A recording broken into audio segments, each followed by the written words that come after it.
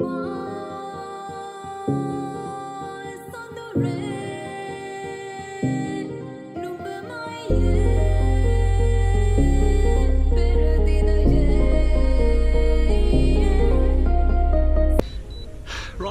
so I'm just testing max distance on the Phantom 3 Standard.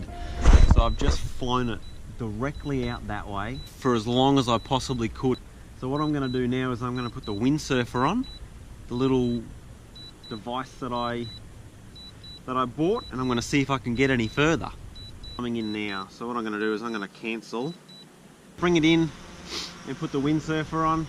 As I said, I was able to get before it just completely lost contact and came back.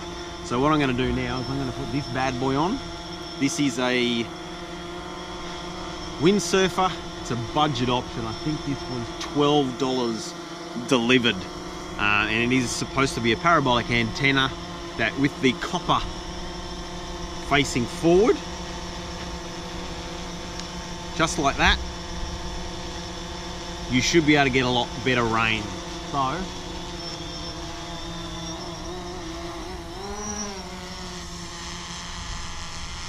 So I'm going to do the exact same test, 30 meters up, and at the same speed I'm going to head it in that exact same direction.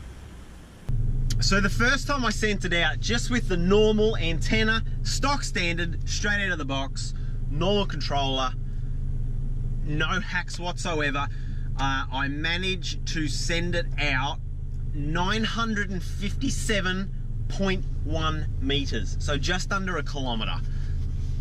I still had complete line of sight because I had it 30 meters in the air. I could actually still see it in the sky.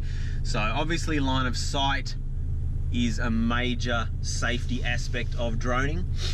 Once I put the parabolic antenna on, I went from 951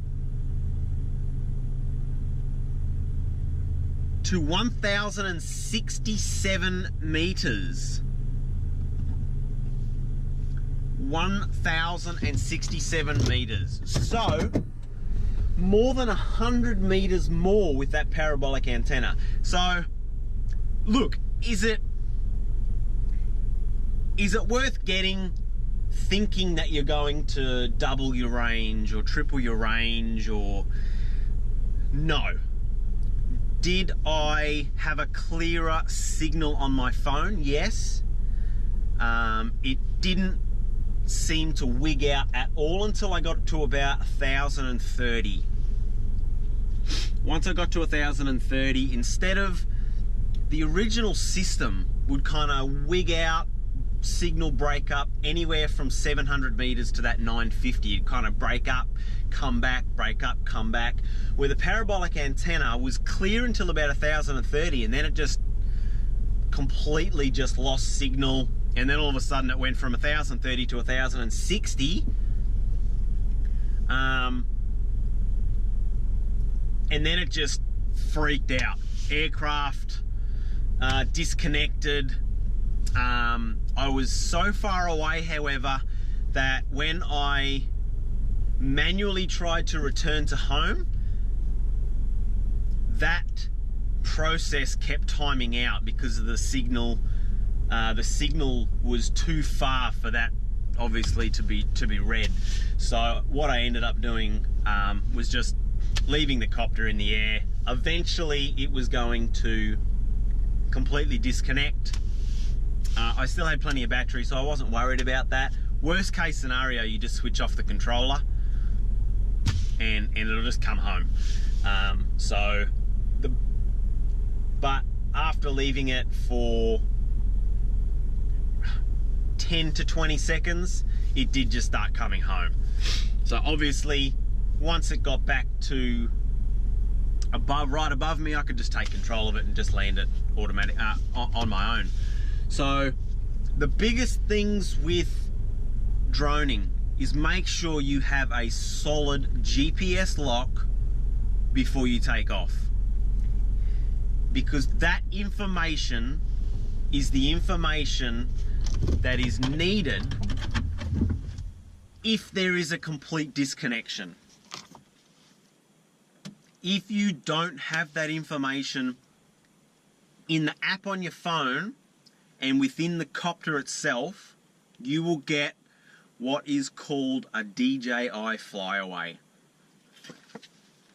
You've just got to Google or YouTube that, and there are hundreds, if not thousands, of videos. I've made one of them, of basically the drone or the quadcopter just flying away.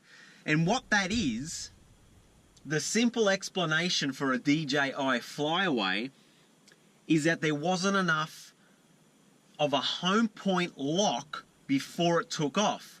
So then what it does is, if you don't have your home lock set to where you are and your compass and everything is up to scratch, what it will do is it will fly back to the last known home point. So I had an instance where I went out bushwalking and took the drone with me. I took off too soon and didn't allow the app and the drone to properly formulate a correct GPS home point. So when I took off and I went behind a tree, and the quadcopter and the controller lost their link, it started taking off to the point at which I last had a proper GPS lock, which was literally 40 kilometers away. And because there were a bunch of bush trees in front of me, it just smashed into a tree about 300 meters up the bushwalk,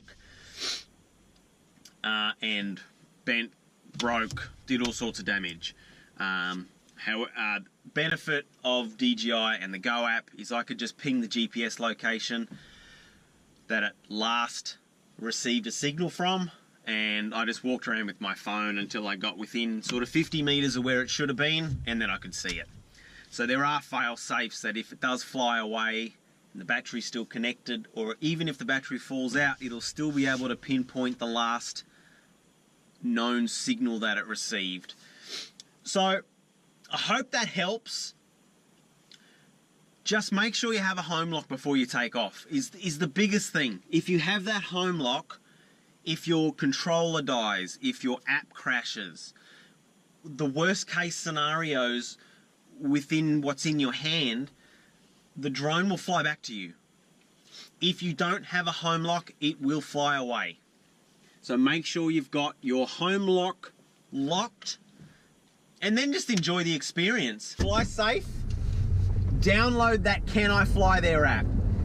Keep on top of all the CASA regulations and the rules, and just have fun. Until next time, I'm getting out of this cold because it's freezing.